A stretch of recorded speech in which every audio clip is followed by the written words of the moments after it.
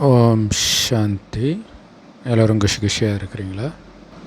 30/8/2025 சாக்கார முரளி.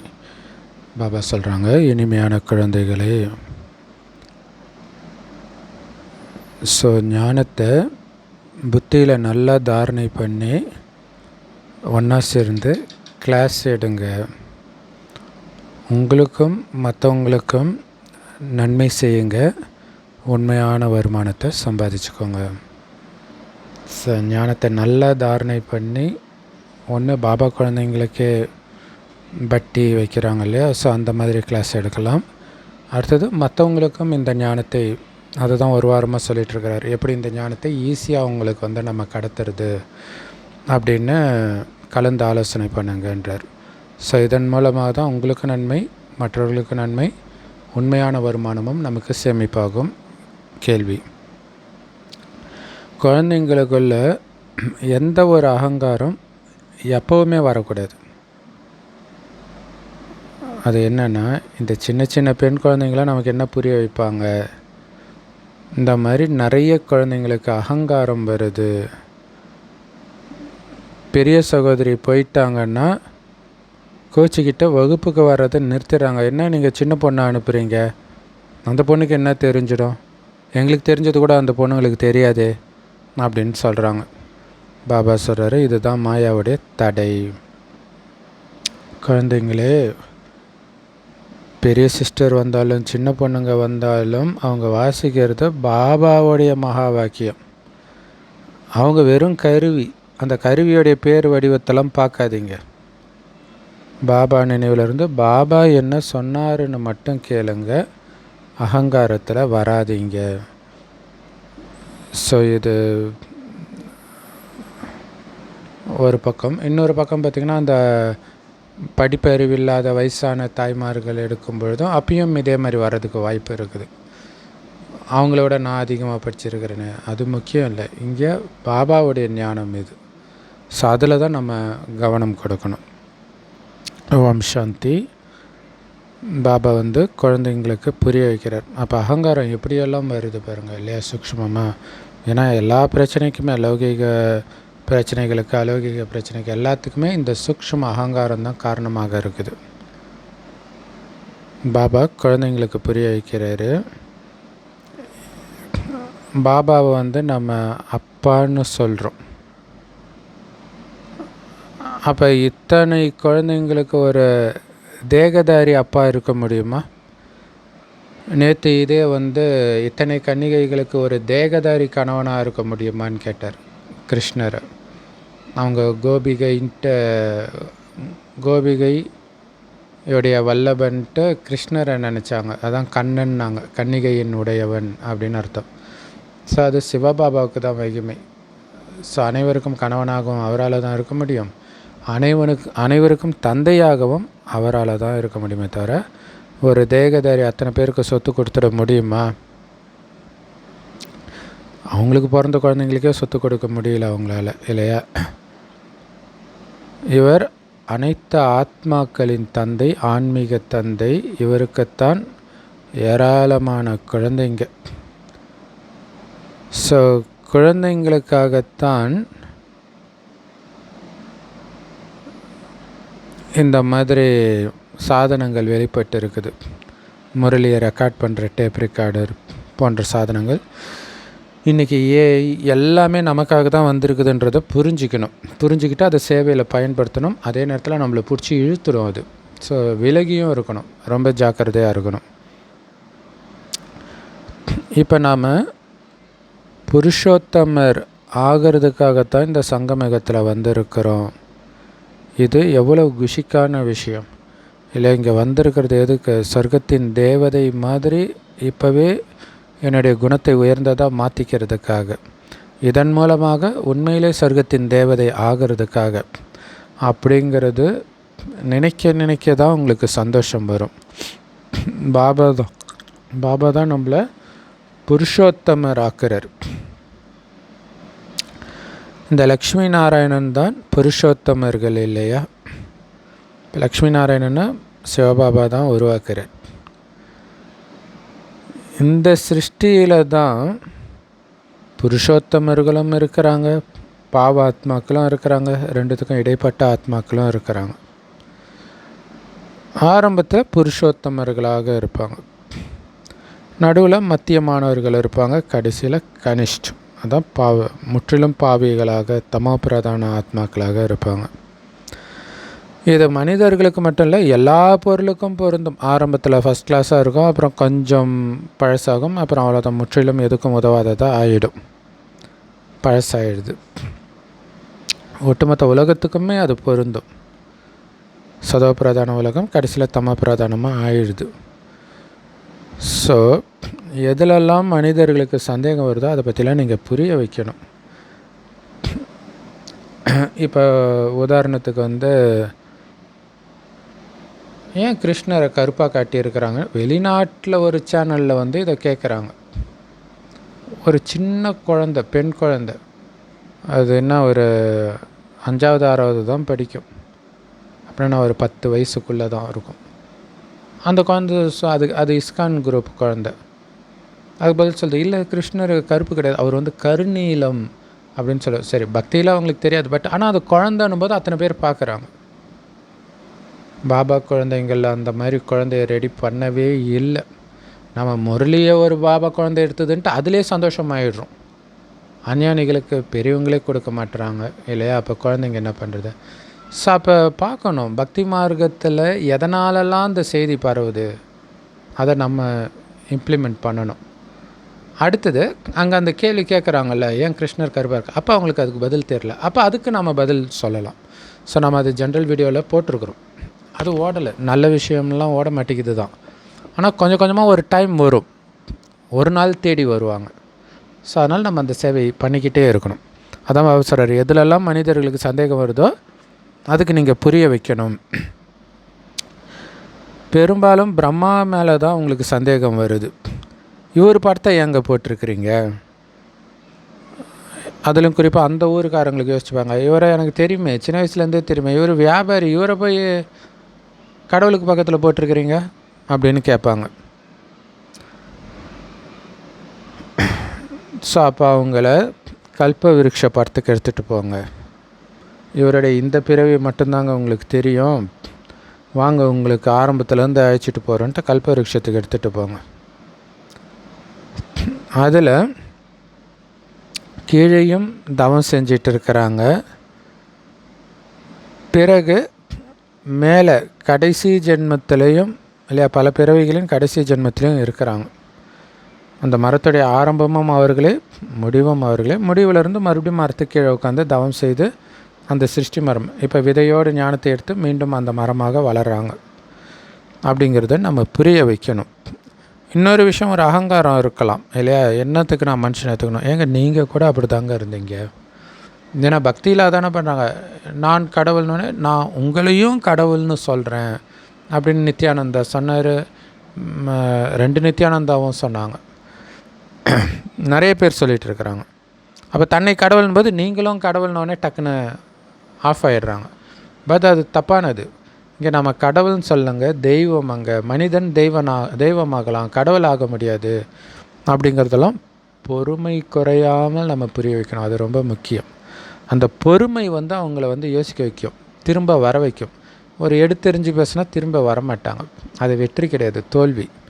சரி, நான் இந்த பிரம்மாவுக்குள்ளே பிரவேசமாகி உங்ககிட்ட பேசுகிறேன் அப்படின்னு கடவுளே சொல்கிறாருங்க அப்படின்னு புரிய வைங்க. ஸோ புரிய வைக்கிறவங்க ரொம்ப புத்திசாலியாக இருக்கணும். ஏன்னா ஒரு புத்தியற்றவர் வெளிப்பட்டால் கூட பிரம்மகுமாரிகள் பேர் கெட்டு போயிடும்.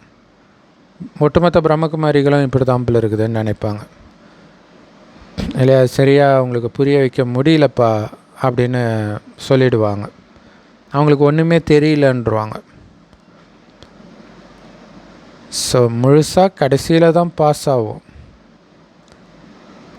ஆனாலும் இப்போ கூட அந்த புரிய வைக்கிறதுல பக்காவாக இருக்கிறவங்கள அந்த மாதிரி சேவை செய்கிறதுக்கு நிறுத்தணும்.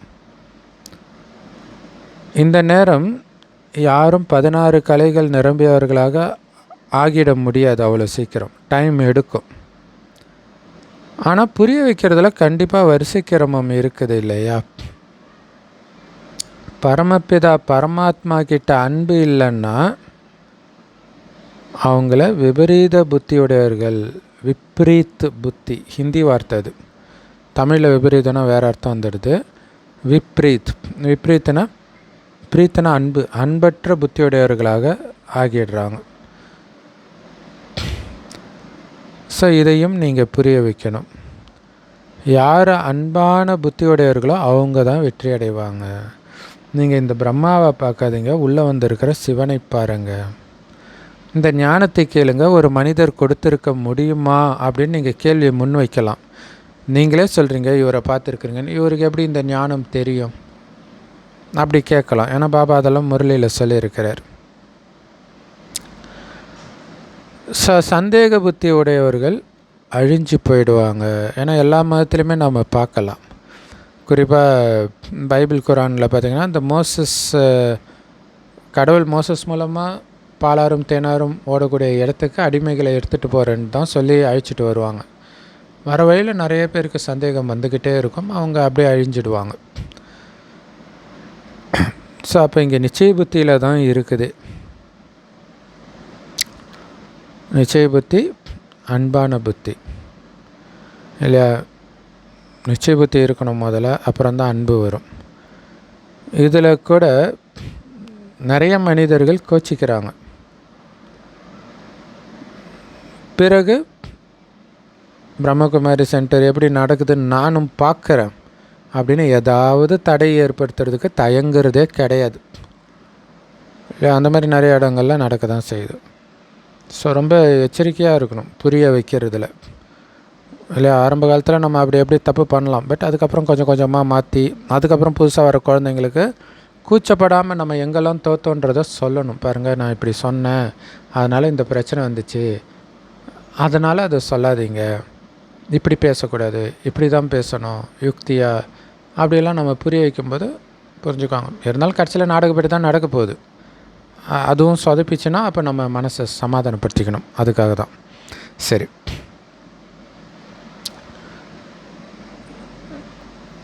பாபா சொல்கிறாரு, சரி அவங்க என்ன பண்ணிட முடியும்னு கேட்குறாரு.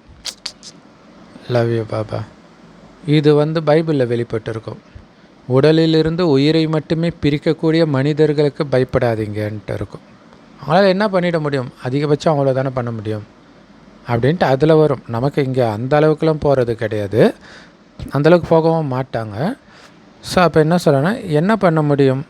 சில நேரம் சித்திரங்களுக்கு நெருப்பு வைப்பாங்க, வைக்கிறதுக்கு தயங்கிறது இல்லை. சரி, பாபா அட்வைஸ் பண்ணுறாரு, இன்சூரன்ஸ் எடுத்துக்கோங்க அந்த படங்களுக்கு அப்படின்னு. ஏன்னா குழந்தைங்களுடைய நிலை தெரியும் இல்லையா? ஏழை குழந்தைங்க காசில் தான் எல்லாமே உருவாகுதுன்னும் போது அதை இன்சூரன்ஸ் எடுத்து வச்சுக்கோங்க. அதேமாதிரி குற்றப்பார்வை பற்றியும் பாபா தினம் தினம் புரிய வச்சிட்ருக்கிறார். அது இருக்கக்கூடாது இல்லையா? ஸோ அப்போ குழந்தைங்களும் லெட்டர் எழுதுறாங்க, பாபா நீங்கள் சொன்னது ரைட்டு தான் பாபா, குற்றப்பார்வை பற்றி நீங்கள் சொன்னது முற்றிலும் சரியானதுன்றாங்க. ஏன்னா இந்த உலகம் அப்படி தமோ பிரதானமாக இருக்குது. நாளுக்கு நாள் தமோ பிரதானம் ஆகிட்டே இருக்குது உலகம். ஆனால் அவங்க கலியுகம் இன்னும் சின்ன குழந்தை, இப்போ தான் தவழ்ந்து போகிற ஸ்டேஜ் வந்துருக்குது. இன்னும் அது வளர்ந்து பெருசாகி தாத்தா ஆகிறதுக்கெலாம் லட்சக்கணக்கான வருடம் இருக்குதுன்னு நினச்சிட்டு இருக்கிறாங்க. அப்படின்னா என்ன அர்த்தம்? அஞ்ஞான உலகத்தில் நல்லா தூங்கிட்டு இருக்கிறாங்கன்னு அர்த்தம். ஒரு பக்கம் அப்படியும் சொல்கிறாங்க, இன்னொரு பக்கம் இது மகாபாரத யுத்தத்தின் நேரம்னு சொல்கிறாங்க. அப்போ இந்த நேரத்தில் கண்டிப்பாக பகவான் ஏதோ ஒரு ரூபத்தில் இருப்பாருன்னு சொல்கிறாங்க. ஆனால் எப்படி இருப்பாருன்னு வடிவத்தை சொல்லலை. அப்போ கண்டிப்பாக அவர் யாருக்குள்ளேயாவது பிரவேசம் ஆகணும். அது அவங்களுக்கு தெரியல. அவரே புதுசாக ஒரு உருவத்தை உருவாக்க இருப்பில் இருக்குன்னு நினச்சிக்கிட்டாங்க. பாக்கியசாலி ரதம்னு பாடப்பட்டு இருக்குது இல்லையா? கீதையே ஒரு ரதத்தில் சொல்கிற மாதிரி தானே காட்டி இருக்கிறாங்க. ஸோ அது உண்மையில் ஆத்மா வரக்கூடிய உடல் என்கிற ரதம் அப்படின்னு புரிய வைக்கணும். அப்போ அந்த ரதத்தில் பிரவேசம் ஆவார் தானே, அதில் அர்ஜுனனுடைய ரதம் அது. அந்த அர்ஜுனனுடைய ரதத்தை கிருஷ்ணர் ஓட்டுறாருன்னு காட்டுவாங்க. இந்த மாதிரி பிரம்மாவுடைய ரதத்தில் சிவபாபா பிரவேசம் ஆகிறார். அப்போ அது பாக்கியசாலி ரதம் தானே, கடவுளே வராருன்னா. மற்றபடி நம்மள மாதிரி தாயின் கர்ப்பத்தின் மூலமாக தனி உடல் எடுத்து சிவபாபா ஜென்மம் எடுக்கிறது கிடையாது. பிரம்மா உடம்புக்குள்ளே அவர் ஆத்மாவுக்கு பக்கத்தில் உட்காந்துட்டு ஞானம் கொடுக்கிறார். எவ்வளோ அழகாக புரிய வைக்கிறார். திருமூர்த்தி சித்திரம் கூட இருக்குது. திருமூர்த்தின்னு பிரம்மா விஷ்ணு சங்கரரை தான் சொல்லுவாங்க. ஸோ அவங்கள வழிபடுறாங்கன்னா கண்டிப்பாக ஏதோ பண்ணிட்டு போய் இருக்கிறாங்க இல்லையா. ஸோ அதனால் திருமூர்த்தி சாலை, திருமூர்த்தி பவன் அப்படின்னு கட்டடத்துக்கு பேர், தெருக்கு பேர்லாம் திருமூர்த்தின்னு வைக்கிறாங்க. எப்படி சுபாஷ் தெரு, நேரு தெரு, காந்தி தெருன்னு பேர் வைக்கிறாங்க. இவங்களாம் இருந்துட்டு போனவங்கன்னு தெரியுது இல்லையா. அப்போ திருமூர்த்தி தெருன்னு வைக்கிறாங்கன்னா அவங்களும் இருந்துட்டு போயிருக்கிறாங்க. சுபாஷோடைய வரலாறு, அதாவது சுபாஷ் சந்திர போஸ், அவருடைய வரலாறு எல்லாருக்குமே தெரியும். ஸோ அந்த மாதிரி இருக்கிறவங்களுக்கு பின்னாடி சரித்திர புஸ்தகம் கூட எழுதுகிறாங்க. அவரை பெரியவராக ஆக்கிடுறாங்க. அவர் ஒன்று பண்ணியிருந்தால் இவங்க 100 சேர்த்து எழுதி பெரிய ஆள் ஆக்கிடுவாங்க. பாபா சொல்கிறாரு, எவ்வளோ பெருமை வேணாலும் எழுதலாம். குருநானக்குடைய புஸ்தகத்தை கூட எவ்வளோ பெருசாக உருவாக்கிட்டாங்க. ஆனால் இவ்வளவும் குருநானக்கா எழுதினார். ஸோ ஞானத்துக்கு பதிலாக பக்தியின் விஷயங்களையும் சேர்த்து எழுதிடுறாங்க. இந்த சித்திரங்கள் எல்லாம் புரிய வைக்கிறதுக்காக பாபா உருவாக்கி இருக்கிறார். இந்த கண்கள் மூலமாக எதெல்லாம் பார்க்குறீங்களோ இது எல்லாம் சாம்பலாக போகுதுன்னு நமக்கு தெரியும். ஆத்மா அழியாது. அது உடம்பே இல்லைன்னா இங்கே இருக்காது இல்லையா, இருக்க முடியாது. அப்போ வீட்டுக்கு போயிடும். ஸோ இந்த மாதிரி விஷயங்கள் எல்லாம் யாருடைய புத்தியிலும் பதிய மாட்டேங்குது. அதாவது யார் சொல்கிறார், அஞ்ஞானிகளை சொல்ல, பாபா குழந்தைங்களை சொல்கிறார். நான் இவ்வளோ விஷயம் சொல்கிறேன்னு உங்கள் புத்தியில் எங்கேயாவது பதியுதா? பதிஞ்சால் கிளாஸ் எடுப்பீங்களேன்றார். ஏன் நடத்தலை? அப்போ புத்தியில் பதியலைன்றார். ஸோ 7-8 வருஷம் பாபா குழந்தை ஆகியும் அப்படி நடத்தக்கூடியவர்கள் தயாராகலைன்றார். நிறைய இடங்களில் இந்த மாதிரியும் நடந்துக்கிறாங்க. எப்படி புதுசாக வர குழந்தை அற்புதமாக கிளாஸ் எடுக்குது, அதுவும் மாத்தாஸ், திருமண பந்தனத்தில் இருக்கிற பெண்கள். ஸோ அப்போ புரிஞ்சுக்கிறாங்க மாதாக்களுடைய பதவி உயர்ந்தது, அற்புதமாக கிளாஸ் எடுக்கிறாங்கன்ட்டு. சித்திரங்கள் நிறைய இருக்குது புரிய வைக்கிறதுக்கு. நீங்கள் ஜஸ்ட்டு முரளியை தாரணை பண்ணி அதை பற்றி கொஞ்சம் சொல்லி புரிய வைக்கணும். அப்படி நிறைய பெண்கள் புரிய வைக்கிறாங்கன்றார். இதை யார் வேணாலும் புரிய வைக்க முடியும். ரொம்ப ஈஸி தானே ஞானம் இல்லையா. அன்னன்னைக்கு முரளியில் இருந்து புரிய வைக்கிறத பழக்கமாக்கிக்கிட்டால் நல்ல தாரணையும் ஆகும். இப்போ யூடியூப் சேவை நம்ம பண்ணுறது ஒரு பெரிய வசதி. அந்த முரளி பாயிண்ட்லேருந்து அஞ்ஞானிகளுக்கு எப்படி புரிய வைக்கலாம்னும் போது ஒரு 20 நிமிஷம் பேசினா கூட 20 நிமிஷம் அது தாரணை ஆகுது இல்லை. அதுக்கு நம்ம ப்ரிப்பேர் பண்ணுவோம்ல. ஸோ இது எல்லாமே அந்த தாரணையிலே வந்துடும். ஏன்னா இது ரொம்ப ஈஸி. அப்புறம் எதுக்கு பெரிய சிஸ்டர் தான் வரணும், பெரிய பிரதர் தான் வரணும்னு ஏன் கேட்குறீங்க? அவங்க எங்கேயாவது சேவைக்கு வெளில போயிட்டா போதும், உடனே கோச்சிக்கிறாங்க, வகுப்புக்கு வர மாட்டுறாங்க, அவங்களுக்குள்ளே சண்டை போட்டுக்கிறாங்க. நீ என்ன எடுக்கிறது, உனக்கு என்ன தெரியும், அப்படி இப்படின்னு. அந்த சிஸ்டர் எப்படி எடுக்கிறாங்க, நீ எப்படி எடுக்கிற, இப்படியெல்லாம் சொல்லுவாங்க. பாபா சொல்கிறாரு, முரளியை யார் வேணாலும் சொல்ல முடியும் தானே, அதுக்கெல்லாம் எங்களுக்கு நேரம் இல்லை அப்படின்னு சிலர் சொல்கிறாங்க. பாபா சொல்கிறாரு, உங்களுக்கும் நன்மை செய்யணும், அப்படின்னா மற்றவங்களுக்கும் நன்மை செய்தால்தான் உங்களுக்கும் நன்மை நடக்கும். பிறருக்கு நன்மை செய்வதில் தான் உங்கள் நன்மை இருக்குதுன்றதை புரிஞ்சுக்கணும். ஏன்னா சாதாரண வருமானம் இல்லை, 2500 வருஷத்துக்கு உங்கள் கூடவே வரப்போகுது. அந்த வருமானத்தை யாரும் அபகரிக்க முடியாது. ஸோ அப்படிப்பட்ட வருமானத்தை சம்பாதிக்கிறவங்க தானே புத்திசாலிங்க. ஸோ அப்போ உண்மையான வருமானத்தை சம்பாதிக்க வைக்கணும். அதன் மூலம் மனிதர்களுடைய வாழ்க்கை வைரம் மாதிரி ஆகிடணும். ஸோ அப்போ பாருங்கள், நம்ம ஞானத்தை கொடுக்கும்போதே அவங்களுடைய வாழ்க்கையை வைரம் மாதிரி ஆக்கணும். அந்த ஒரு தாயன்பு எப்படி ஒரு தாய் தந்தைக்கு தன்னுடைய மகன் ரொம்ப உயர்ந்தவனாக ஆகணும், அவங்களுடைய வாழ்க்கையை அதுக்கு தான் அர்ப்பணிக்கிறாங்க இல்லையா? அந்த மாதிரி உணர்வோடு நம்ம ஞானத்தை கொடுக்கணும், அவங்களும் மாறணும் அப்படின்னு. சொர்க்கத்திற்கு நம்ம ஞானத்தை கேட்குற எல்லோரும் வந்துடுவாங்க இல்லையா? அங்கே சதா சுகமாக இருப்பாங்க. பிரஜைகளுடைய ஆயுள் கம்மியாக இருக்கும்லாம் கிடையாது. ராஜா மாதிரியே பிரஜைகளுடைய ஆயுளும் அங்கே அதிகமாக தான் இருக்கும். அது பேரே அமரலோகம். பதவி மட்டும் வித்தியாசம் இருக்கும், உயர்ந்த பதவி தாழ்ந்த பதவின்ட்டு. ஸோ அதனால் எந்த தலைப்பை வச்சும் உங்களால் கிளாஸ் எடுக்க முடியணும். யாருக்கு? அஞ்ஞானிகளுக்கு. நல்ல பிராமணி வேணும் அப்படின்னு ஏன் சொல்கிறாங்க?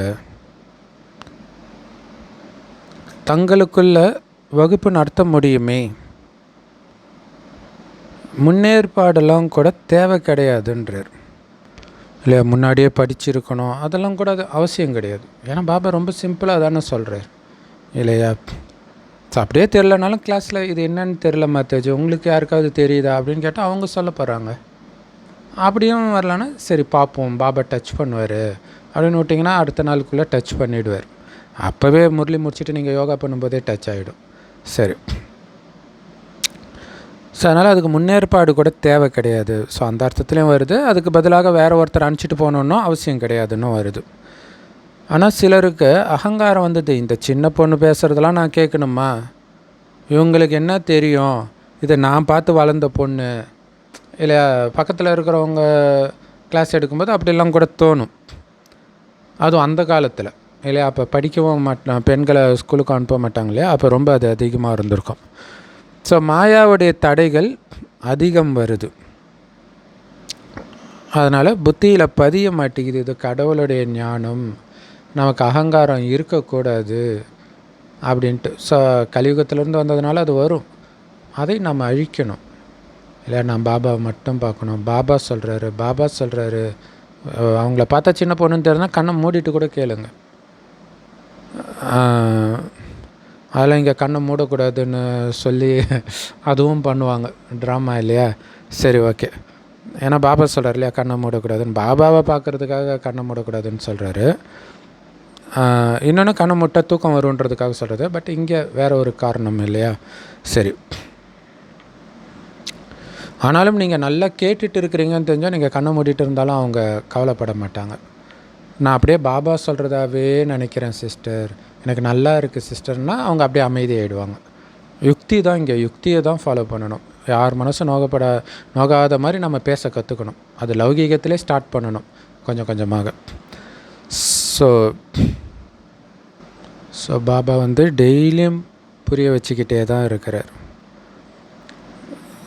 பாபா தலைப்பு வச்சு புரிய வைக்க மாட்டார். அவர் ஞானக்கடல் வந்துக்கிட்டு ஒரு முரளியிலேருந்து நீங்கள் 50 தலைப்பு வச்சு பேசலாம், 50க்கு மேலே பேசலாம். அவ்வளோ இருக்கும். ஒரு லைன்லாம் எடுத்து நம்ம பேச முடியும் இல்லையா? ஏன்னா ஒரு ஞானக்கடல், அதிலேருந்து நம்ம தான் தலைப்பு பொறுக்கி பேசணும். உற்சாகம் கொடுத்துக்கிட்டே இருப்பார். இன்னொரு விஷயம் என்னென்னா, எந்த நேரம் யாருக்கு என்ன பாயிண்ட் வேணுமோ அத்தனையும் ஒரு முரளியில். அவருக்கு எத்தனை குழந்தைங்க இருக்கிறாங்க, ஸோ அத்தனை பேரையும் திருப்திப்படுத்துகிற மாதிரி இருக்கும். அத்தனை பேர் கேள்விக்கான பதிலும் இருக்கும், அந்த டெஸ்ட் பேப்பருக்கான பதிலும் இருக்கும். ஸோ நம்மளை ஊக்கப்படுத்திக்கிட்டே இருக்கிறார். சில நேரம் குழந்தைங்களுக்கு புரிய வைக்கிறாரு, சில நேரம் வெளியில் இருக்கிறவங்களுக்கும் புரிய வைக்கிறார். ஸோ முரளி எல்லாருக்கும் கிடைக்கிது இல்லையா? ஸோ ஏதாவது வார்த்தை புரியலன்னா அது என்னன்னு கேட்டு கற்றுக்கணும். உங்களுடைய முன்னேற்றத்துக்காக நீங்கள் தானே முயற்சி பண்ணணும். உங்களுக்காகவும் மற்றவர்களுக்காகவும் நீங்கள் நன்மை செய்யணும். இந்த பிரம்மா பாபா கூட உங்களுடைய கேள்விக்கான பதில் சொல்ல முடியும். முரளியே கூட அவரும் சேர்ந்து தான் சொல்கிறார். ஆனாலும் குழந்தைங்களுடைய புத்தியோகம் சிவபாபா கிட்ட தான் இருக்கணும். சிவபாபா சொல்கிறதா தான் நீங்கள் நினைக்கணும். அதான் ரொம்ப முக்கியமான விஷயம். அதனால தான் சொல்கிறாரு, எப்போவுமே சிவபாபா சொல்கிறாருன்னு புரிஞ்சுக்கோங்க. எவ்வளோ சூப்பரான பாயிண்ட் இல்லையா? சிவபாபாவை மட்டும் நினைவு செய்யுங்க. இப்போ நம்ம சமீபமாக அவ்விக்த முரளியில் கூட சொல்லியிருந்திருப்பார், சிவபாபாவையே பாருங்கள், மற்றவங்கள பார்க்காதீங்க அப்படின்னு சொல்லுவார். அப்போ தான் அந்த வேற்றுமை இருக்காது. சிவபாபாவையே நினைவு செய்யுங்க. சிவபாபா பரந்தாமத்திலிருந்து வந்திருக்கிறாரு, எனக்காகவே முரளி சொல்லிட்டு இருக்கிறாரு அப்படிங்கிறதான் உங்கள் மைண்டில் ஓடிட்டு இருக்கணும். இந்த பிரம்மா பாபாவோ பரந்தாமத்திலிருந்து வந்து சொல்கிறாரா என்ன? சிவபாபா எனக்காகவே மேலேருந்து வந்து சொல்கிறாருன்னா அது எவ்வளோ சந்தோஷமான விஷயம் இல்லையா?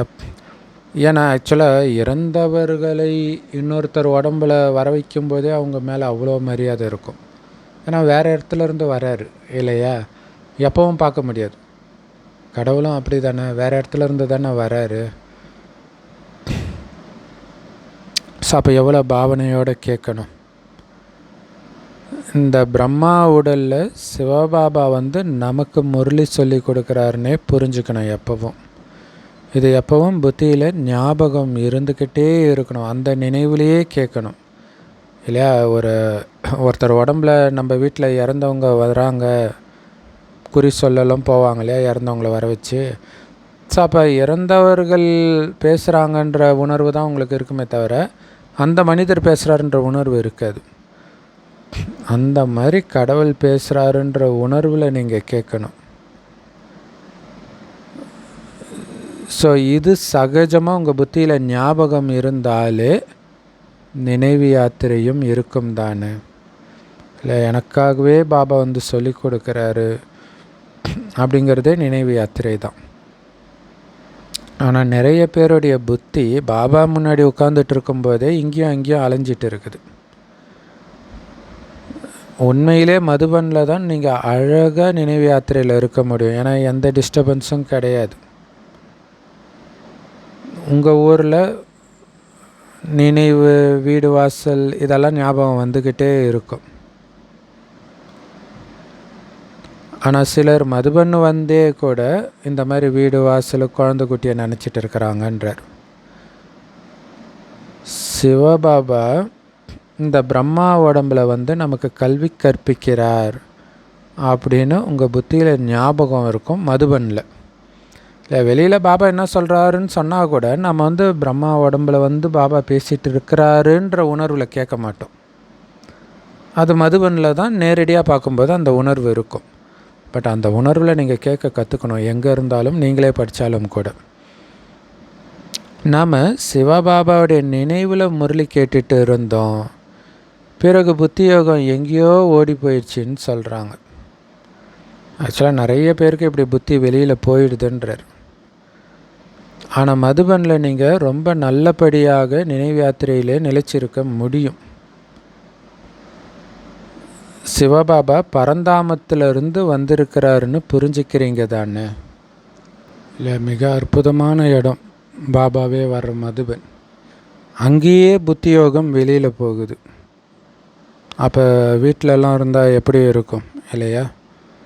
ஸோ நமக்காகவே சிவபாபா பரந்தாமத்திலேருந்து வந்திருக்கிறாருன்னு நீங்கள் நினச்சாலே புத்தி பாபா கிட்டே இருக்கும் இல்லையா?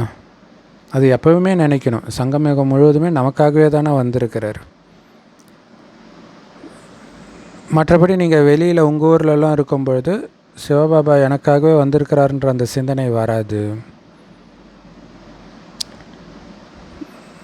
ஸோ ஒரு சிலர் வந்து இப்படி புரிஞ்சுக்கிட்டு முரளி கேட்குறாங்க. சிவபாபாவுடைய முரளியை இந்த காது மூலமாக ஆத்மா கேட்டுட்டு இருக்குது. அப்படி நீங்கள் கேட்டிங்கன்னா அந்த முரளியை யார் எடுக்கிறாங்களோ அவங்களுடைய பேர் வடிவம்லாம் ஞாபகம் வராதுன்றார். ஆனால் இதில் இன்னொரு விஷயமும் இருக்குது. சிலர் முரளியை மாற்றி சொல்லுவாங்க. முரளியை மாற்றி சொல்கிறத விட முரளியே எடுக்க மாட்டாங்க. அந்த மாதிரியும் சில இடங்கள் இருக்குது. அவங்க பாட்டுக்கு சென்டரில் யாரெல்லாம் பிடிக்கலையோ அவங்கள டார்கெட் பண்ணிவிட்டு முரளியில் ஒன்று இருக்கும், அவங்க வேறு ஒன்று பேசுவாங்க. அதெல்லாம் பாபா சொல்கிறதா நினச்சிக்கக்கூடாது இல்லையா? அந்த மாதிரி சென்டருக்கு போகாமல் இருக்கிறது பெட்டர். ஸோ அதுக்கு பதிலாக பக்கத்தில் ஏதாவது கீதா பாட்ஷாலா ஜஸ்ட் முரளி மட்டும் எடுக்கிறது இருக்கிறாங்கன்னா அங்கே நீங்கள் போயிட்டு வரலாம். ஏன்னா பாபா கிட்ட புத்தியை இணைக்கிறதுக்கு பதிலாக அவங்க தேவையில்லாத விஷயத்தெல்லாம் புத்தியை இணைக்க வைக்க முயற்சி பண்ணிகிட்டே இருப்பாங்க. ஸோ அதனால் அதையும் நம்ம பகுத்தறியணும். பாபா ஞானத்தை நம்ம கரெக்டாக அப்ளை பண்ண கற்றுக்கணும், இல்லைன்னா மாட்டிக்கும். ஸோ இந்த ஞானம் ஃபுல்லாக இப்போ நமக்குள்ளே இருக்குது இல்லையா, அதை சிந்தனை பண்ணிக்கிட்டும் இருக்கணும், இல்லைனா அது காணாமல் போயிடும். பாபா சொல்கிறார் இல்லையா, சிங்கத்தின் பால் தங்கத்தட்டில் தான் தங்குன்ட்டு. அந்த மாதிரி இதை சிந்தனை பண்ண தான் அது இருக்கும். ஏதோ சொல்லுவாங்களே, கிணறு இறக்க தான் ஊறுன்னு. அது மாதிரி இது சிந்தனை பண்ண தான் அது நிரம்பிக்கிட்டே இருக்கும். சிவபாபாவுடைய முரளியை நாம் கேட்குறோம் அப்படி தான் நினைக்கணுமே தவிர, இந்த சிஸ்டர் எடுத்துகிட்டு இருக்கிறாங்க, இந்த பிரதர் எடுத்துகிட்டு இருக்கிறாங்க அப்படின்னு உங்கள் மைண்டில் இருக்கக்கூடாது. சிவபாபாவுடைய முரளியை கேட்குறோம், இது கூட நினைவில் இருக்கிறதுக்கான யுக்தி தான் இல்லையா? முரளி கேட்குறது நினைவு கணக்கில் வராது அப்படின்னு பாபா சொன்னாலும், ஏன்னா அந்த நேரம் உங்களுடைய புத்தி வேறு எங்கேயோ போயிடுதுன்றதுனால. ஆனால் சிவபாபா சொல்கிறாரு அப்படின்ற அந்த உணர்வோடு கேட்கும்போது அதுவும் நினைவில் கணக்கு வந்துடுது. எவ்வளவு நேரம் நம்ம முரளி கேட்குறோமோ அவ்வளோ நேரம் நினைவிலே தான் இருக்கிறோன்னு கிடையாது. ஏன்னா நிறைய பேருடைய புத்தி எங்கெங்கேயோ போயிடுது. விவசாயம், தொழில், இதெல்லாம் ஞாபகம் வந்துக்கிட்டே இருக்குது. புத்தி யோகம் எங்கேயாவது வெளியில் அலையக்கூடாது.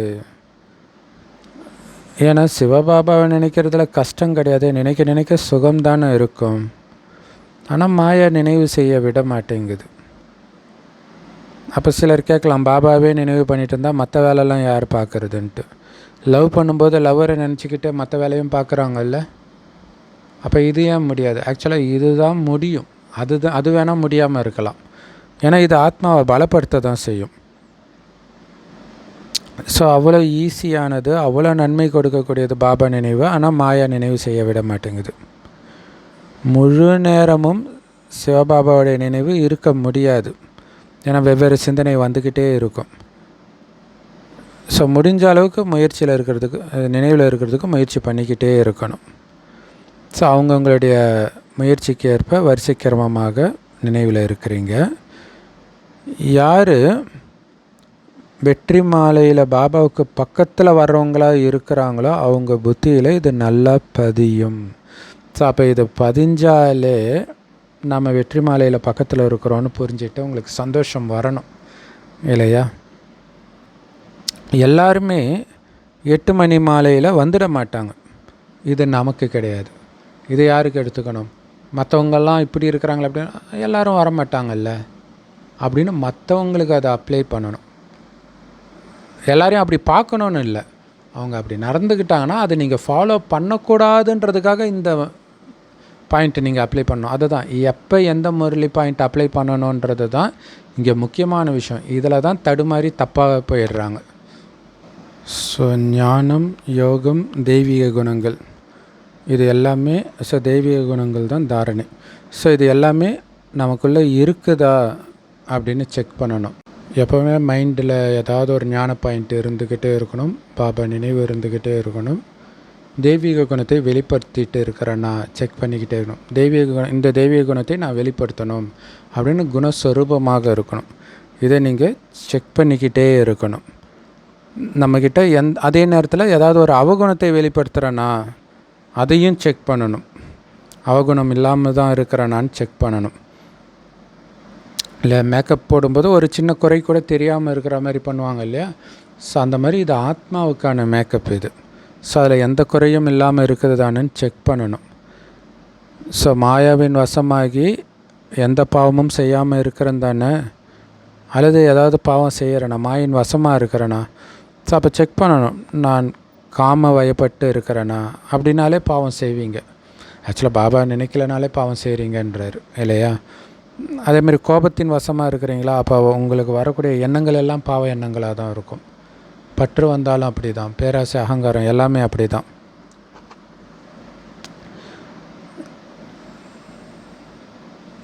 ஒரு சிலர் அளவுக்கு அதிகமாக சாப்பிட்றதுல பேராசை பிடிச்சவங்களாக இருக்கிறாங்க. ஸோ அதனால தான் நீங்கள் சில கோயில்களில் பார்த்தீங்கன்னா கோபுரத்தில் மெயின் சாமிக்கு பக்கத்தில் அந்த வேலைக்காரர்கள் வயிறு நல்லா பெருசாக இருக்கிற மாதிரி காட்டியிருப்பாங்க. ஸோ அப்போ சாப்பிட்றதுலேயே இருந்த சங்கமேகத்தை வீணடித்தவங்கன்னு அர்த்தம். ஸோ அப்போ பேராசையின் தவறும் நடக்குது. ஸோ அதனாலேயும் மாயாவின் பிரவேசம் நடந்தது. அப்போ எனக்கு இல்லை, எனக்கு ஏன் இந்த சாப்பாடு போடுறீங்க, இந்த மாதிரி பல பிரச்சனை வந்துடும். பசிக்குது பசிக்குதுன்னு சொல்லிக்கிட்டே இருக்கிறாங்க. சாப்பிடணும் சாப்பிடணும், வயிற்றை நிரப்பிக்கணும் எப்படின்னு சொல்கிறாங்க. சிலரிடம் உண்பதற்கான அதிக பற்று இருக்குது. உணவு கூட விதிமுறைப்படித்தான் சாப்பிடணும், இருக்குதேன்னு அதிகமாக சாப்பிட்டுட்டு இருக்கக்கூடாது. ஸோ அது ரொம்ப முக்கியமானது இல்லையா. ரொம்ப கம்மியாக சாப்பிட்டாலும் டயர்டாகிடும், அதிகமாக சாப்பிட்டாலும் தூக்கம் வரும். கரெக்டாக இருக்கணும். நிறைய குழந்தைங்க ஸோ நீங்கள் கொஞ்சம் கொஞ்சம் குறைச்சி சாப்பிட்டாலே தூக்கமே வராது, ஃப்ரெஷ்ஷாகவே இருப்பீங்க நாள் ஃபுல்லாக. ஸோ எப்போவுமே ஃப்ரெஷ்ஷாக இருக்கிறதுக்கு அது ஒரு முக்கியமான சீக்ரெட். நிறைய குழந்தைங்க இந்த மாதிரி இருக்கிறாங்க. இப்போ நிறைய குழந்தைங்க உருவாக போகிறாங்க. எவ்வளவு பிராமணிகள் உருவாவாங்க தெரியுமா. பாபா சொல்கிறாரு, குழந்தைங்களுக்கு நீங்கள் பிராமணராகி உட்காரணும் இல்லையா. கலியுகவாசியாக இருக்கக்கூடாது. பிராமணன்னா பாபாவை தவிர உங்களுக்கு எதுவும் கிடையாது. நீங்கள் ஆணும் கிடையாது, பெண்ணும் கிடையாது, குழந்தையும் கிடையாது, பெரியவங்களும் கிடையாது, ஒரு ஆத்மா, அவ்வளோதான். ஸோ இங்கே தாய்மார்களை முன்னிலையை வைக்கப்படுறாங்க. அப்போ உங்களுக்கு கோபம் வருதுன்னா நீங்கள் பிராமணனாக உட்காரலன்னு அர்த்தம். சிவசக்தி பாரத மாதாவுக்கு ஜே அப்படின்னு பாபாவே சொல்கிறார் இல்லையா. ஸோ பாரத மாதான்றதெல்லாம் மெயினாக தாய்மார்களை தான் குறிக்குது. ஏன்னா எல்லா சென்டர்லையுமே பெரும்பான்மையானவர்கள் தாய்மார்களாக தான் இருப்பாங்க. பாபா சொல்கிறாரு, உங்களை ஆத்மான உணருங்கள், தந்தையை நினைவு செய்யுங்க, ஸ்வதஷ்ண சக்கரத்தை சுற்றிக்கிட்டே இருங்க. இதுதான், இந்த 3 தான் சதா மைண்டில் ஓடிக்கிட்டே இருக்கணும். நான், பாபா, என்னுடைய 84 பிறவி, இதை சுற்றிக்கிட்டே இருக்கணும். ஸ்வதஷ்ண சக்கரதாரி பிராமணர்கள் நீங்கள் தான். ஆனால் இதை புதுசாக யாராவது வந்து கேட்குறாங்கன்னா புரிஞ்சிக்கவே முடியாது. எனக்கு நல்லா ஞாபகம் இருக்குது. ஏன்னா நான் 7 நாள் கோர்ஸை எடுத்துட்டு போகலை. சும்மா ஒரு மாதாஜி ஒரு 10-20 நிமிஷத்தில் 7 நாள் கோர்ஸ்னு கொடுத்தாங்க. அது போய் அந்த நிச்சய புத்தியெல்லாம் வர வைக்கலை. அன்றைக்கி சாயங்காலமே கிளாஸ் போய் பார்த்தா பிராமணர்கள்னும்போது அப்போ நான் நாஸ்திகனாக வேறு இருந்தேன்னா பிராமணர்கள்னால் ஒரு வெறுப்பு வேறு இருக்குமா, நாடா இப்படி பேசுகிறாங்க அப்படின்னு தோணுச்சு. அதான் பாபா சொல்கிறார், புதுசாக வரவங்களுக்கு இது புரிஞ்சிக்க முடியாது. அப்போ ஒரிஜினலாக பிராமணன் யாருன்னும் போது தான் நம்ம அமைதியாகவே அங்கே கேட்போம். இல்லைன்னா நம்ம யாரை வில்லன்னு நினச்சிட்டு இருக்கிறோமோ அவங்கள மகிமைப்படுறாங்கன்னா மனநிலை எப்படி இருக்கும் இல்லையா.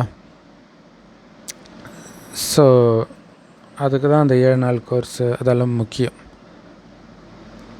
நீங்கள் சர்வோத்தம பிரம்மா முக வம்சாவளி பிராமண குல பூஷணர்கள்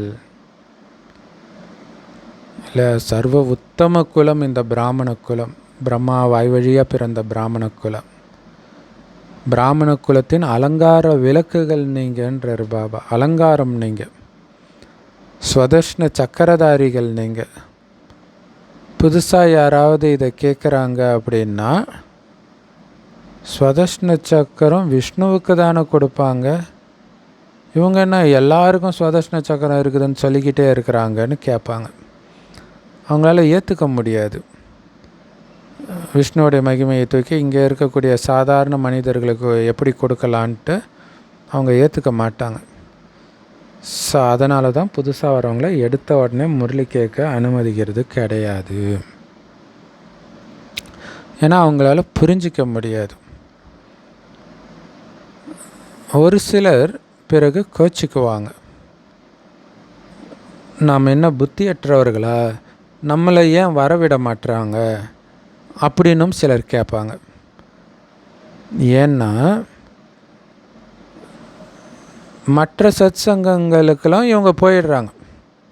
பெரிய பெரிய வித்வான் அவங்களுடைய சத் சங்கத்துக்கெலாம் போயிட்டு, நான் அவ்வளோ பெரிய சத் சங்கத்துக்கே போயிருக்கோம், இங்கே சின்ன பொண்ணுங்க நடத்துகிறாங்க, இதுக்கு நாங்கள் வரக்கூடாதா அப்படின்னு கேட்குறாங்க. பாபா சொல்கிறாரு, அங்கே சாஸ்திரங்களின் விஷயத்தை தான் சொல்லிகிட்டு இருக்கிறாங்க. அதை கேட்குறது உங்களுடைய உரிமை. ஆனால் இங்கே எச்சரிக்கையாக இருக்கணும், இல்லைன்னா குழப்பத்தை உண்டு பண்ணிவிடுவாங்க. இந்த ஈஸ்வரிய ஞானம் கரெக்டாக புத்தியில் பதியலை அப்படின்னா கோச்சிக்கிறாங்க. அதனால் சித்திரங்களையும் பத்திரமாக வைக்க வேண்டியிருக்கு. ஸோ இப்போ சமீபமாக ஒரு பொண்ணு ஆந்திராவில் அது மாதிரி பெரிய பிரச்சனை பண்ணிட்டாங்க இல்லையா. இத்தனைக்கும் அவங்க சங்கர் பார்ட்டி இதில் தான் போயிருக்கிறாங்க. அங்கே அவங்கக்கிட்ட பாலியல் அத்துமீறலில் நடந்திருக்கிறாங்க போல இருக்குது. சங்கர் பார்ட்டி எல்லாருக்குமே பிரம்மகுமாரியிலேருந்து தான் இது வந்ததுன்னு தெரியும் இல்லையா. உடனே பிரம்மகுமாரியும் சேர்த்து அவங்க டார்கெட் பண்ணி பெரிய பிரச்சனை ஆயிடுச்சு. ஸோ அதனால் சித்திரங்களையும் பத்திரமாக வச்சுருக்க வேண்டி இருக்குது. ஏன்னா அப்போல்லாம் சித்திரத்தை உருவாக்குறது கஷ்டம், இப்போ ஈஸியாக ஃப்ளெக்ஸ் போட்டுடலாம். அப்போ அப்படி கிடையாது இல்லையா, வரைவாங்க, அந்த மாதிரி இருக்கும்னு நினைக்கிறேன். இந்த அசுர உலகத்தில் ஆமாம் அப்போல்லாம் வரைவாங்க, ஒரு துணியில் வரைஞ்சி வச்சுருப்பாங்க. இந்த அசுர உலகத்தில் உங்களுடைய தெய்வீக ராஜதானியை ஸ்தாபனை செய்யணும், அதுதான் சேலஞ்ச் இல்லையா. ராவணன் ராஜ்யத்தில் வந்து ராமராஜ்யத்தை உருவாக்குறோம். அதனால்தான் இலங்கைக்குள்ளே போய் ராமர் சண்டை போடுறதா காட்டியிருக்கிறாங்க. ஸோ அப்போ யுக்தியாக நடந்துக்கணும் இல்லையா. எப்படி கிறிஸ்து வந்தார், தன்னுடைய தர்மத்தை ஸ்தாபனை செய்கிறதுக்காக வந்தார். ஸோ அதே மாதிரி இங்கே நம்ம பாபா தெய்வீக ராஜ்யத்தை ஸ்தாபனை செய்கிறார். அதனால் பாபாவுடைய குழந்தைங்க காம கட்டாரியின் மூலம், அதாவது காமம்ன்ற வாள் கொண்டு யாருக்கும் துக்கம் கொடுக்க முடியாது, ஸ்தூலமாகவும் எந்த துக்கமும் கொடுக்க முடியாது. ஏன்னா பிராமணர்கள்னால் பரம சாதுன்னு புரிஞ்சுக்கோங்க. அவங்க சாதுன்றாங்களே, நம்ம பரம சாது, அதை புரிஞ்சுக்கணும். அவங்க சாதுன்னு பேர் வச்சுக்கிறாங்களே தவிர கோபம் வருது. அசுத்த துணியை கடவுள் துவைத்து சுத்தப்படுத்தினார்னு பாடுறாங்க. அசுத்த துணின்றது ஆத்மாவை குறிக்குது. ஆனால் அவங்களுக்கு புரியல, அசுத்தன்றது காமத்தை குறிக்குது அப்படின்னு அவங்களுக்கு தெரியல. மனிதர்கள் பயங்கர அஞ்ஞான இருளில் இருக்கிறாங்க.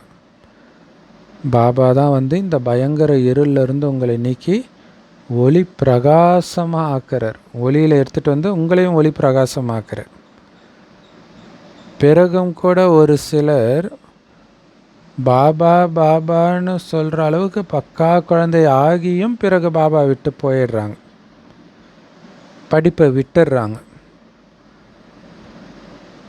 பகவான் உங்களை உலகத்துக்கே எஜமானராக்கிறதுக்காக கல்வி கற்றுக் கொடுக்குறார். அப்படிப்பட்ட படிப்பையே நீங்கள் விட்டுட்டீங்கன்னா அவங்கள மகா மூர்க்கர்கள் தானே சொல்லுவாங்க இல்லையா. இவ்வளோ பெரிய செல்வம் வந்தாலும் எனக்கு தேவையில்லைன்ட்டு போகிறாங்கன்னா அவங்க மூர்க்கர்கள் தானே. எவ்வளோ பெரிய கஜானா கிடைக்கிது, 2500 வருடத்துக்கு அல்ல குறையாத கஜானா இது. அதை கொடுக்கக்கூடிய தந்தையை ஒருபோதும் விட்டுவிடக்கூடாது. நீங்கள் அன்பு செலுத்தினாலும் சரி, எட்டி உதைச்சாலும் சரி, நான் உங்கள் வாசலை ஒருபோதும் விடமாட்டேன் அப்படின்னு பாடுறாங்க இல்லையா. பாபா வந்திருக்கிறதே எல்லையற்ற ராஜ்யத்தை கொடுக்கறதுக்காகத்தான். ஸோ அப்படிப்பட்ட ராஜ்யத்தை கொடுக்கிறவரை நாம் விட்டுட்டு போகலாமா? பாபா நம்மளை எட்டி உதைக்க போகிறது கிடையாது. பட் ஆனால் சமஸ்காரம் முதல் மற்றவங்க கிட்ட வரலாம் இல்லையா? என்ன ஆனாலும் நான் பாபா விட மாட்டேன்னு பிடிச்சிக்கிறது தான் அங்கே மார்கண்டேயன் சிவலிங்கத்தை கட்டி பிடிச்சிக்கிறார் இல்லையா? அப்படின்னு அர்த்தம். பிடிக்கக்கூடாதுன்னு எட்டி உதைக்கிற விஷயம்லாம் நடக்குது, இருந்தாலும் நான் விட மாட்டேன் அப்படின்னு பிடிச்சிட்டு இருக்கிறார்.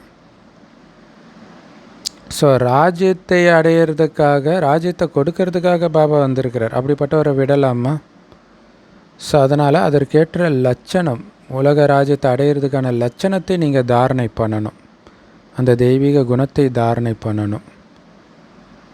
ஸோ பெண்கள் கூட பாபாகிட்ட கம்ப்ளைண்ட் பண்ணுறாங்களாம், என்னோடய கணவர் ரொம்ப தொந்தரவு கொடுக்குறாரு பாபான்ட்டு. ஸோ பாபாவும் நேற்று கூட சொன்னார் இல்லையா, மனிதர்கள் ரொம்ப ரொம்ப கெட்டவர்களாகத்தான் இங்கே இருக்கிறாங்க கலியுகத்தில். அதனால் ரொம்ப எச்சரிக்கையாக இருக்கணும். சகோதரர்கள் சகோதரிகளை பாதுகாப்பாக வச்சுருக்கணும். ஆத்மாக்கள் நாம் எந்த ஒரு நிலையிலும் பாபா கிட்டேருந்து அவசியம் ஆஸ்தியை அடையணும். ஸோ இதில் ஒரு முக்கியமான விஷயம் கூட இருக்குது. என்னென்னா, நிறைய பேருக்கு நிறைய சென்டரில் இந்த பிரச்சனை வரும். என்ன பாபா எந்த நேரமும் பெண்கள் பெண்கள் முன்னுக்கு கேட்ப, நாங்களாம் என்ன அப்படின்னு ஆண்களுக்கு கோபப்படுறதெல்லாம் நடந்துருக்குது நிறைய சென்டரில் இப்போவுமே. பாபான்னு இல்லை, அங்கே சென்டர்லேயே பார்த்திங்கன்னா பிரதர்ஸை முன்னுக்கு வைக்க மாட்டுறாங்க அப்படின்ட்டு. இங்கே என்ன ஒரு விஷயம்னா, பாபா சில விஷயத்த சொல்லி புரிய வைக்கிறார், சில விஷயத்த பார்த்தே நம்ம புரிஞ்சுக்கணும். இப்போ பெண்கள் மட்டும்தான் வருவாங்களா? அப்பா அவங்க அம்மா வந்தாங்க, இது வந்தாங்க. பிரம்மா பாபா ஆண் தானே இல்லையா? இப்போ அவர் முன்னாடி வராரு இல்லையா? ஸோ அதை புரிஞ்சுக்கணும், மனசு அடையக்கூடாது. அப்போ நடைமுறை உதாரணமாக ஒருத்தர் வச்சுருக்கிறாரு. அடுத்தது மற்றவங்கள, பெண்களுக்கு சீக்கிரமாக இந்த மனசொடைஞ்சு போகிறதுக்கான நிறைய விஷயங்கள் அவங்க வாழ்க்கையில் நடக்கும். கணவன் மூலமாக தொல்லை, அந்த மாதிரி மனைவி பெருசாக தொல்லைப்படுத்திட முடியாது கணவனை இல்லையா? படுத்துறவங்க இருக்கிறாங்க, பட் இருந்தாலும் பெருசாக பாபா ஞானத்தையும் நீ ஃபாலோ பண்ணக்கூடாது அப்படின்ட்டு டார்ச்சர் பண்ண முடியாது, குறிப்பாக தூய்மை விஷயத்தில். பட் ஆனால் அதுவும் பண்ணுறாங்க. பட் ஆண் ரொம்ப உடல் வலிமை கொண்டவன் இல்லையா? ஸோ ரொம்ப தொல்லை கொடுப்பான். சரி, ஸோ அதனால தான் பாபா கொஞ்சம் பெண்களை தட்டி கொடுத்து தைரியப்படுத்திட்டு இருக்கிறார், சோர்ந்து போயிடாத அப்படின்ட்டு.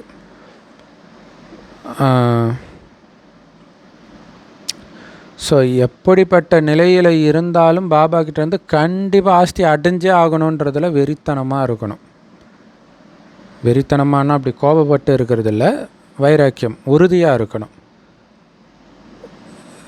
கணவன் சொல்கிறார் இதெல்லாம் நமக்கு செட் ஆகாது அப்படின்னு சொல்கிறாருன்றதுக்காக விட்டிங்கன்னா உங்களுக்கு தான் நஷ்டம். யாருக்கு நஷ்டம்? உங்கள் கணவன் அடுத்த ஜென்மத்தில் வரப்போகிறாரா அவங்க கூட கணவனா? ஆஸ்தி முடிஞ்சு போயிடும். ஏன்னா அந்த மாதிரி நிறைய பெண்கள் விட்டு போயிருக்கிறாங்க. நிச்சய புத்தி வெற்றியை தரும். அதாவது கணவன் சொல்கிற மாதிரிலாம் எல்லாத்துலேயும் நடந்துருக்க மாட்டாங்க, இந்த ஒரு விஷயத்தில் தான் நடந்துக்குவாங்க, அதுதான் கொடுமையாக இருக்கும். நிச்சய புத்தி இல்லையா, பாபா மேலே அசைக்க முடியாத நிச்சய புத்தியும் அன்பும் இருந்தால் தான் வெற்றி. சந்தேக புத்தி அழிவை தான் தரும். பிறகு பதவி ரொம்ப குறைஞ்சிடும். ஞானத்தை ஒரே ஒரு ஞான கடல் தந்தை மட்டும்தான் கொடுக்க முடியும். அது 5000 வருஷத்துக்கு ஒரு தடவை தான் கிடைக்குதுன்னா அதை விட்டுடலாமா? மீது எல்லாமே பக்தி தான். ஒரு தன்னை எவ்வளோதான் பெரிய ஞானின்னு நினச்சிக்கிட்டாலும் பாபா சொல்கிறாரு, எல்லாருக்கிட்டும் சாஸ்திரத்தின் ஞானம் பக்தியின் ஞானம் தான் இருக்குது. உண்மையான ஞானம் யாருக்கிட்டேயும் கிடையாது. உண்மையான ஞானம்னா என்னன்னு கூட மனிதர்களுக்கு தெரியாது. ஆனால் ஞானம்னுவாங்க எல்லா மத புஸ்தகத்தையுமே. நல்லது, அற்புதமான முரளி கொடுத்த அன்பான தாய் தந்தை பாப் தாதாவுக்கு அன்பு நினைவுகள் மற்றும் காலை வணக்கம். பாபா சொல்கிறாங்க, முரளி கேட்கும்போது புத்தியோடைய தொடர்பு வெளியில் அலையாமல் இருக்குதான்னு செக் பண்ணுங்க. சிவபாபாவுடைய மகாபாக்கியத்தை கேட்டுட்டு இருக்கிறன்ற அந்த நினைவோடு கேட்கணும்.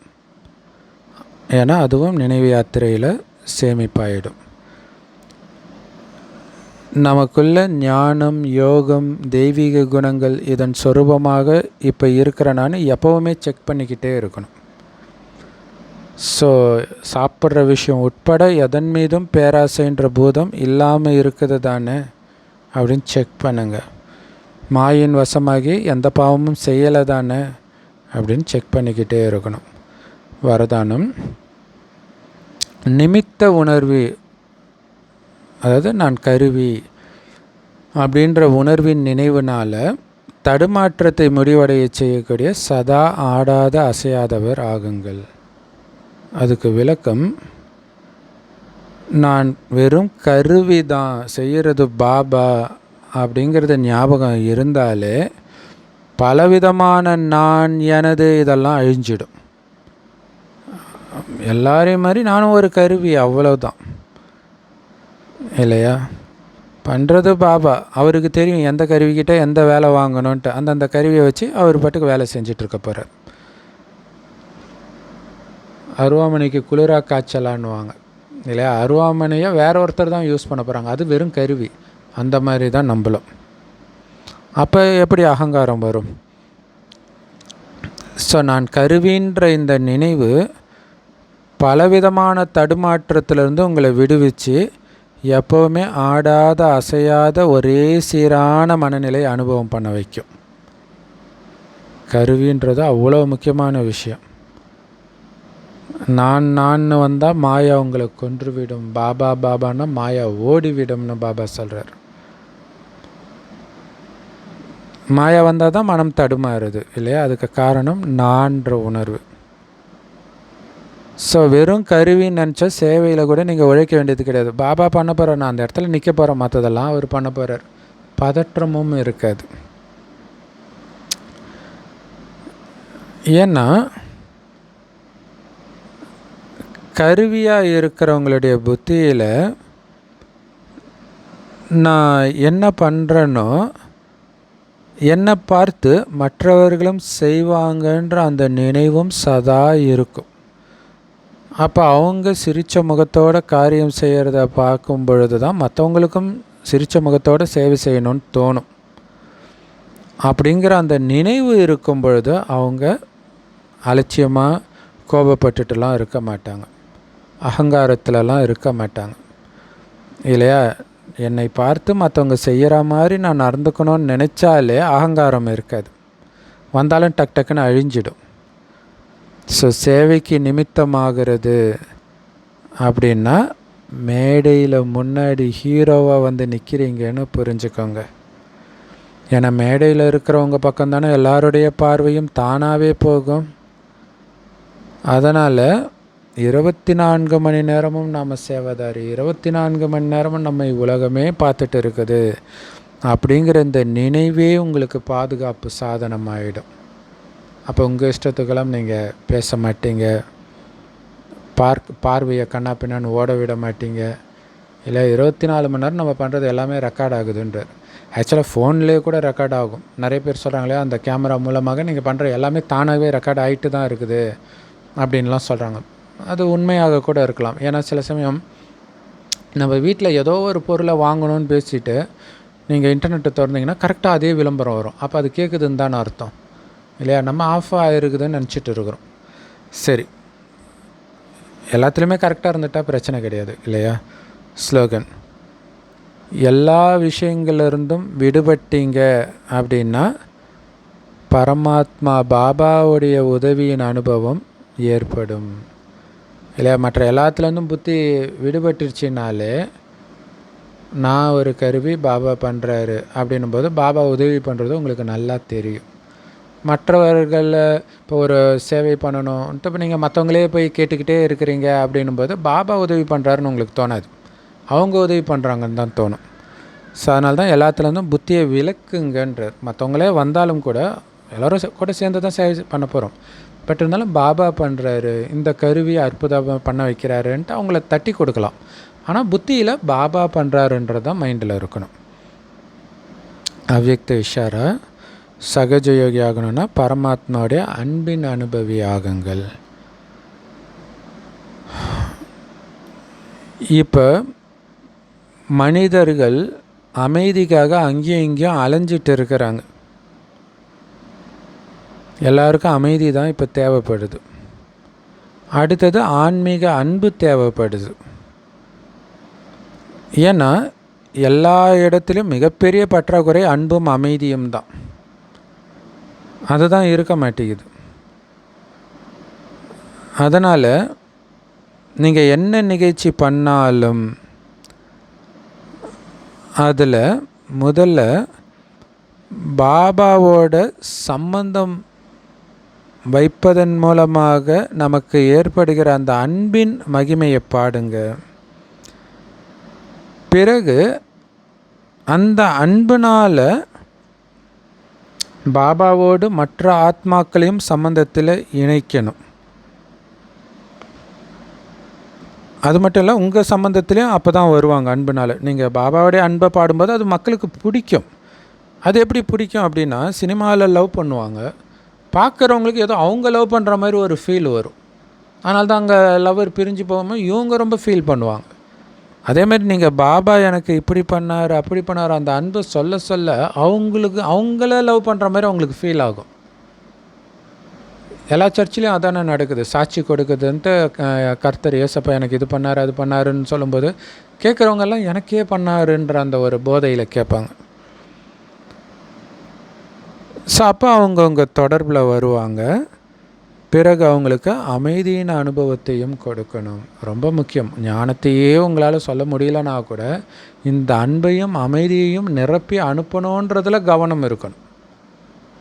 ஞானத்தை பக்காவாக கொடுத்துட்டு எரிஞ்சு விழுறீங்கன்னா அதுதான் அவங்க மைண்டில் பதியும். அன்பு ஸ்வரூபம் மற்றும் அமைதி ஸ்வரூபம் இந்த ரெண்டுமே சமநிலையில் பேலன்ஸாக ஈக்குவலாக இருக்கணும். அமைதினா உருன்னு இருக்கிற அமைதி கிடையாது இல்லையா? அன்பாகவும் இருக்கணும், அது விலகிய அன்பாகவும் இருக்கணும். இல்லைன்னா நம்ப மாட்டிக்குவோம். ஓம் சாந்தி. செம powerful Murali. I love you Bap Dada. Thank you Bap Dada. குஷியாக இருங்க, குளிர்ச்சியாக இருங்க.